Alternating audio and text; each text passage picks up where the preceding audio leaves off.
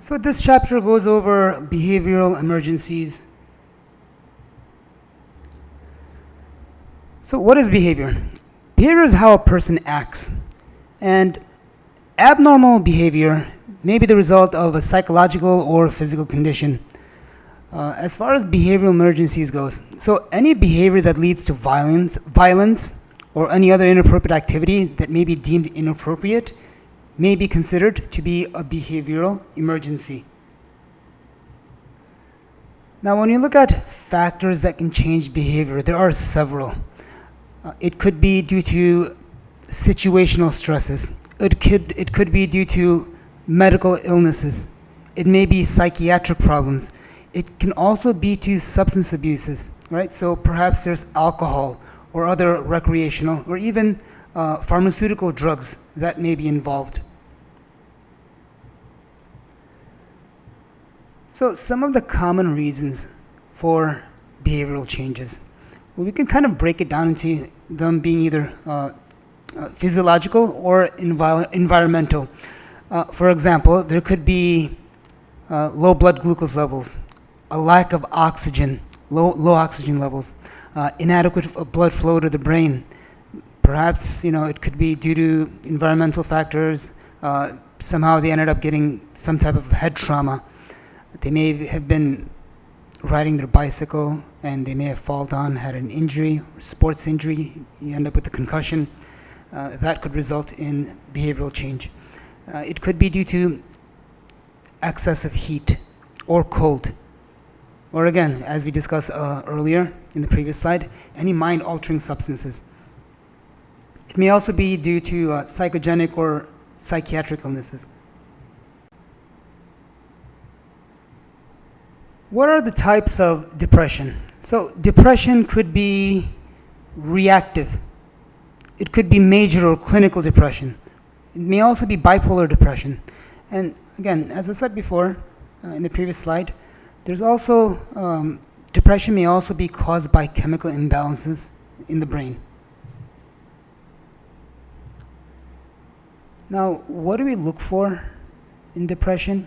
So one of the things you want to look for in terms of mood,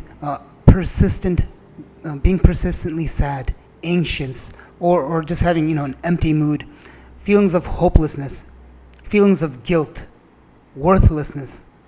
There could be loss of interest in hobbies, decreased energy, difficulty concentrating, or difficulty remembering things, being forgetful.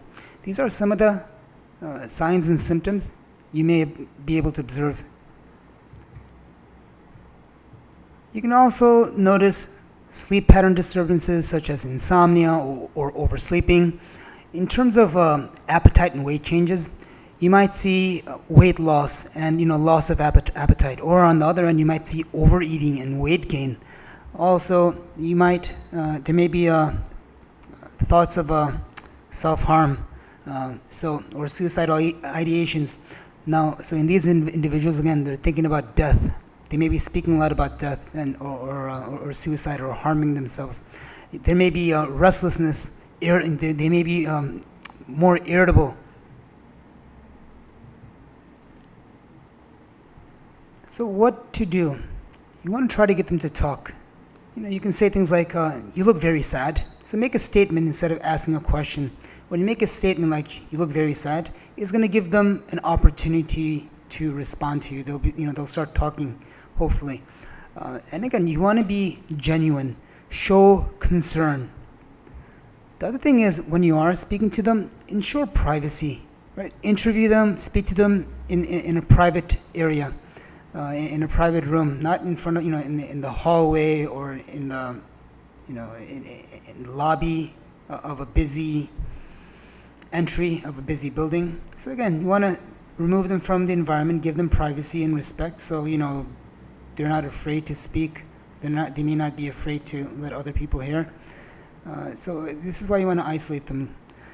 And one of the things you want to do is give them facts. Let them know, look, what you're going through, other people have gone through as well. Many people have periods of unhappiness, but it can be helped.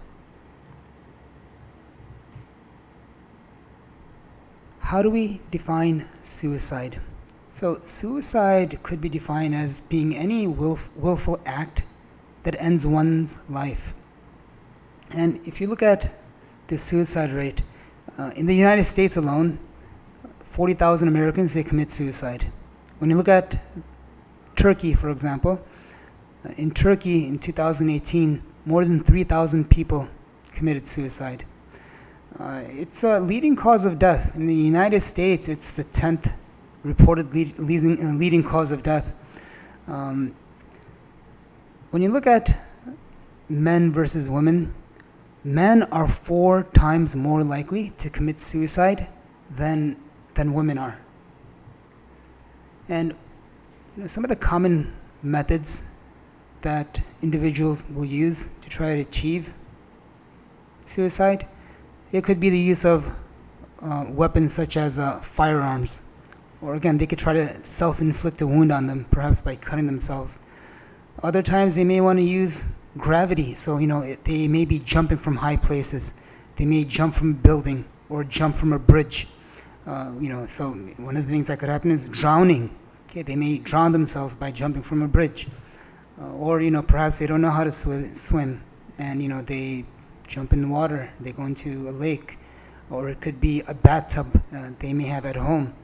Other times, some people will hang themselves. Chemicals are also involved, so it could be poisoning by liquids or poisoning by solids. Also, gases are used, so carbon monoxide poisoning. In terms of peak periods, suicide tends to peak more in the spring months. And, unfortunately, about 60% of the people who attempted suicide, they've had previous attempts as well. Now, if you encounter a suicidal person, what should you do? Now, so first things first. If you see anything dangerous, any type of dangerous article, try and remove it. Talk quietly with that person. Try to stay calm. Encourage discussion. You want to try to get them to talk about it. If this individual has called you, all right, and perhaps it's a friend or somebody that you know, and at that point, your main concern is to try to keep them on the telephone line. And at the other end, you should try and have somebody get to that person. So you may want to call the police, or call another friend of yours or a family member, and try to have them go over there so they don't end up harming themselves. As long as you can keep them on the phone and talking to you, they're not going to hurt themselves. So that's one thing. You want to keep them on the phone, but at the same time, you want somebody else to go over there. So again, talk to them. Ask them things. Have you attempted suicide before? Have you made any plans? How are you planning on doing this? Try and ask these questions for them. Another thing that you may want to ask is, does this run in the family? Has any one of your family members committed suicide? Try and reassure the person. Try, if possible, try and take them to get medical help. They need professional intervention. So, when a person attempts suicide, one of the priorities that you have is first aid care. Okay, if they have any injuries, then you want to try and give about first aid to them. Drug overdoses, you need to try and manage that if any type of drug has been involved. If they're bleeding, then you need to try and control the bleeding. So what do you do if there is a drug overdose involved? Try to get whatever medication you're able to see or find. Perhaps there's empty containers for the pills, or empty boxes. Try and gather that so you can show the paramedics, the emergency responders, or the physician, the emergency room doctor at the hospital. And of course, you want to activate EMS and have them involved. In terms of suicidal patients, they may say things like life is not worth living, my family would be better off without me. I'm not going to be around to deal with it. Or they might say things like, oh, when I'm gone, he'll be sorry. I can't deal with this too more. Life is too hard. You don't understand me. Nobody understands me. I'm just better off dead. The world's going to be fine without me. You may see them starting to get some of their affairs in order. Perhaps they're starting to give away their clothes, or here, you can have my pen. This is my favorite, I don't know, this is my favorite pen. You can have this pen. Or, I like this jacket a lot. I want you to have it. So they may start giving valuables, things that they value. They may start giving it away to people they feel close with. They may also show other signs of planning their suicide. So the thing to understand is that take this distress seriously. Be direct with that individual. Be willing to listen, and don't be judgmental. Okay? Be non-judgmental. Get involved. And, don't taunt the person. Don't dare them. Oh, I dare you to do it. Right? Don't act shocked. If they tell if they ask you to promise something, promise me this, promise me that, don't get sworn into secrecy. One thing you could tell them is, if it's not going to cause you or anybody harm, then, you can confide these things in me. But if it's going to cause harm to yourself or anybody else, I can't keep that a secret. You have to be honest. Do not lie. Try and give them hope that alternatives are available. Okay? And try to take action. Just, speaking is not enough, but take steps. Hold their hand. Take them to see a counselor or a psychiatrist or a psychologist. Try to get help from other people or other agencies. So when individuals have emotional injuries, one of the things included that a lot of people do not think when we talk about first aid also means being supportive. Okay? Even though most emotional reactions are temporary, they are seriously disabling, and they can upset others as well. So again, first aid, it also has to do with being supportive, not just by putting a band-aid on a wound or doing performing rice measures, but also it's treating the mind as well. So some of the typical reactions that we tend to see when we're faced with emergencies, some people start to shake. So you can see someone shaky. If they're feeling shaky, then okay, there's some type of emotional distress that this individual is going through. They may also be perspiring profusely. Look at their clothes. Is it completely soaked through? Look at their forehead. All these are, these are some of the signs where you can see profuse sweating. They may become nauseated. They may just vomit in front of you. So determine whether a person needs help. Be aware of your own emotional reactions as well. When someone does vomit, don't make a face and say something like, ew, oh, that's disgusting. No, listen, this person's going through, they're having an emergency. And for you to react in any negative way, it's just going to further, you're going to hurt them further. So again, hold your reactions, keep them to yourselves, keep your emotions to yourself at that time. And, you want to be considerate of the expressions. So again, remember, in terms of language, in terms of communication, you have verbal and nonverbal. So be aware of your nonverbal cues as well. What do we look for in aggressive, hostile, and violent behavior? So some of the things we tend to see in these individuals, if they're aggressive, hostile, or they're showing any type of violent behavior, perhaps when they're sitting or standing in a threatening position, they may have possession of some form of a lethal object, maybe a big stick, perhaps it's a knife or a gun. They also may be yelling or making verbal threats of harm to themselves or to others. Now, what do we do? Size up the situation. Scene safety. Avoid responding. Avoid reacting. So do not respond with anger. Do not react. Okay? You want to encourage the person to speak about it. Speak about, what is the cause of anger. Try to find that out. You want to notify the police. If you're not able to communicate with that person, definitely notify the police. Also, you want to acknowledge that person is upset. A lot of times people, they just want to be heard. So let them know that, you're hearing them, you're seeing them, or, you understand what they're saying, you understand the message. Maintain a comfortable distance. Encourage them to speak. Encourage that person to state what it is that is troubling him or her. Don't make any sudden moves. Again, if you make a sudden move, they might see that as a threat.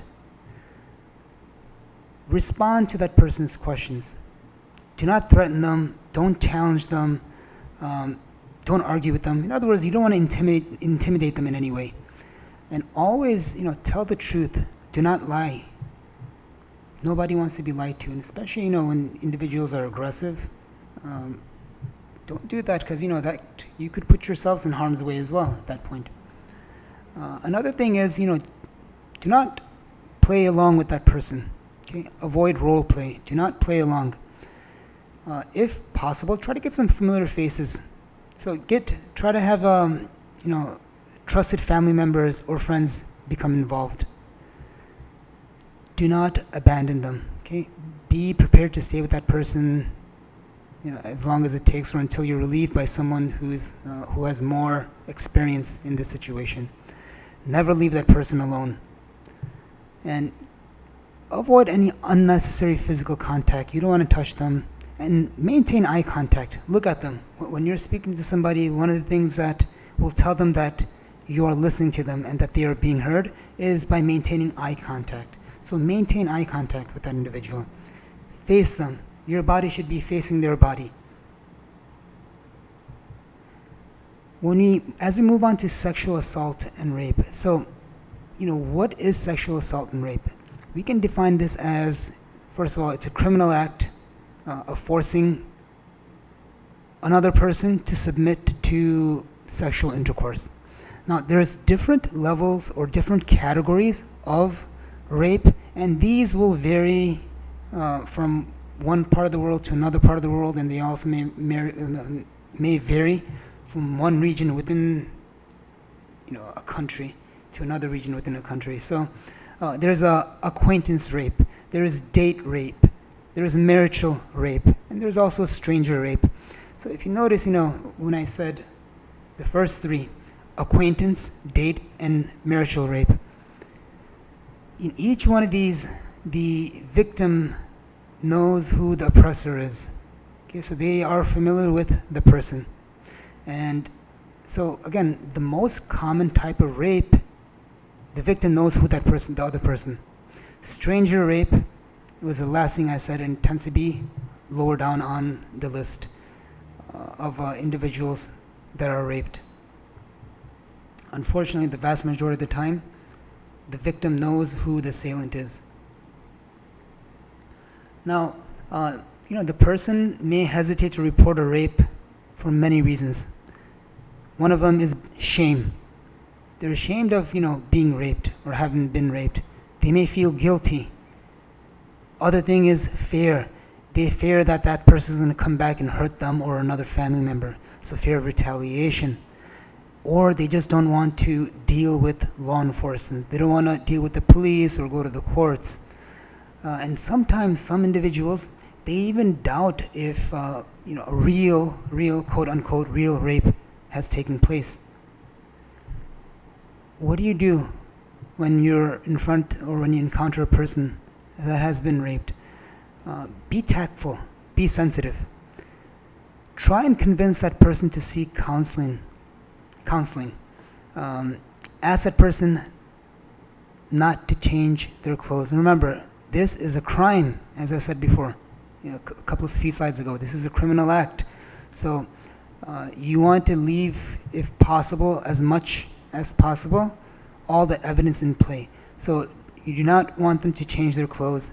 Do not ask them not to urinate, defecate, or wash any part of their body, even if they are bleeding. Not to, of course, you want to cover the bleed if it's uncontrolled, but you don't want them to wash away any evidence. Essentially, that's what it is. So even with the area where the incident may have taken place, do not disturb anything. It's a crime scene. So therefore, police need to come and perform a thorough investigation. And as I said, again, if there are injuries, you care for the injuries. Right? But again, be careful, try and document. One of the best things to do is try to take photographs right away before you start. If you do have to perhaps put on a Band-Aid or cut off some clothing, at least there will be some evidence of what things may have looked like before you were involved. So when we look at child abuse and neglect, in the United States alone, more than 3.5 million cases of child abuse and neglect are reported annually. The vast majority of this, 70%, involve neglect. So neglect could just be not feeding the child or not clothing them properly. This is what neglect is. 8% involves sexual abuse, while 17% involves physical abuse. So this could be beating, it could be a slap, it could be, again, any type of physical harm. So child abuse and neglect, when you look at the damage, the physical damages that result, it could be damage to the brain and other vital organs. For example, there could be damage to the eyes, damage to ears, arms, and legs. In terms of categories, we have about 4 major categories. There's physical abuse, there's neglect, sexual abuse, and the 4th one is emotional maltreatment. Okay, so these are the 4 major categories for abuse and neglect. What are some of the things that you could be to look for? So be alert to changes in the child's body or the behavior. Okay, do they look scratched up a lot? Are there more scratches on their face or other parts of their body? Do they tend to get hurt a lot? Do they tend to sustain injuries too frequently? Or a lot of times do they have injuries that can't be explained? So these type of things, it should get you to think that there may be some type of physical abuse taking place. For example, you see like a triangle-shaped burn on the back, and you go and ask them, how did that happen? And they tell you, oh, some hot water spilled on me. If they give you I'm just making it up. If they give you an excuse, whatever reason that they give you, it doesn't match. So, when you have a triangle-shaped burn, this is circumscribed. Okay? Now, in order to get that, some object, which has to be the shape of a triangle, needs to make significant contact for a significant period of time for that to result. And that does not fit, with the explanation that they gave of water, of being exposed to water. If it was water would be running. You would have a running injury, a running type of injury. It would not be in any type of a pattern, and it would be long, and it may be scattered. In terms of sexual abuse, you can look for fearful behavior. They may be afraid of getting touched by individuals. They may have abdominal pain or genital pain, or they may even be genital bleeding. Another thing that you tend to see, urinary tract infections in these individuals. Okay, or they may have a bedwetting at night as well. And in addition to that, if there is sexually transmitted infections, this is something else to look out for. In terms of emotional abuse in children, so if you see sudden changes in self-confidence, or if they have too much too many headaches or stomach aches, and because of that they're not going to school. Oh, I have a headache, I can't come to school. My stomach hurts, I can't come to school.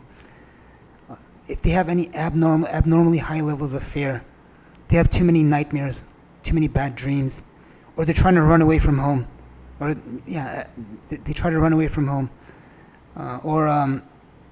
again, they may not be eating well, so there may be weight loss and they cannot gain weight. They may be showing like desperate affectionate behaviors. They may be, at the opposite end. I said, they may not be gaining weight, but if they not be gaining weight, that means they're not getting food. So if they're not getting food, when you do observe them eat, they may have a very large appetite, or they may result to behaviors where they steal food as well. So having to steal food because they're not offered food at home. This is another sign. So what do you do for child abuse and neglect? All right, so give appropriate first aid if there's injuries that you see. One thing is, do not accuse the parents or caregivers. At this point, you don't want to accuse. Why? Because what you need to do is you need to report any suspected abuse to the local agencies, social service agencies, the police department, or whichever body, government body that may be able to addresses this in the region that you're at. In terms of domestic violence is also known as partner abuse, spousal abuse, or battering. So this occurs when one person afflicts some type of an injury, either emotional or physical, upon another person with whom they have or had a relationship with. Okay, so it could be present or past partners. What are some of the things to look for? What are some of the signs and symptoms? So again, you may see bruising. Okay, you may see bruising on the head, neck, or chest. Again, the type of injury, as I said earlier in the case of child abuse, you may see this in domestic violence as well. The type of or the extent of injury is not consistent with the explanation that they're given. You may see substantial delays between the time of injury and the time that they're seeking help. So they got hurt, for example, on a Friday, and they don't end up going to the doctor a week after, or perhaps a month later. There may be, going back to contusions, there may be bruising or injuries on not just the head, neck, or chest, but again, also you may want to look at the arms, the wrist area, or around the elbows. So observe, be observant of any changes that you may see, sudden changes. All right, so what do we do? Well, if you're not aware of any immediate danger, but you do suspect abuse, check with a social service agency, or you may want to check with a hospital, a social worker, and see what services may be available. If, however, there is immediate danger, then you want to call the police. Call whatever emergency, the telephone number, if it's 911 or if it's 112, whatever it is, call them. If the individual has any injuries, then you want to treat the injuries. Now, elder abuse. So first of all, elder abuse, we're talking about abuse that occurs in the geriatric population. So these are older people. And this, the type of abuse, unfortunately, it's rather wide. So, it's a broad range, and it ranges from passive neglect, it could be active assault, and it also includes emotional abuse. So again, it's a rather wide gamut of abuse that's been pulled into one category called elder abuse. Unfortunately, we tend to see elder abuse occur more in women over the age of 75. Now, that doesn't mean that men are not abused. Men are also abused, but women, and especially women over the age of 75, tend to be abused far greater than younger women under the age of 75, and men in general. What are some of the signs? What do you look out for? So, do you see any physical injuries present? Do you see any bruises, again, that are unexplained? Do you see any clothes that may have been torn? Or the other thing is, a lack of physical care. Are they not being cared for properly? So this could be institutional care as well. So what does that mean? People that are in a nursing home or that are in a hospital, if they don't receive proper care, that's also considered abuse. Okay, so also you want to look out for unusual behavior. Okay, so if there's any unusual behavioral changes, this is also another form, and again, you would want to seek action. So what do you do for these individuals in terms of seeking action? So again, if you're not aware of any immediate danger, check with social services. Check with these social service agencies or a social worker or somebody at the hospital and see what type of help is available for this individual. Now, if you suspect abuse in an institution, perhaps in a hospital, then you need to go and report whoever's oversight. So the oversight body for hospitals. You'd want to go and address the health department, for example, in that case. Now, if that individual is in imminent danger, then you want to call the police right away, right? And again, if they're injured, then you want to treat these injuries.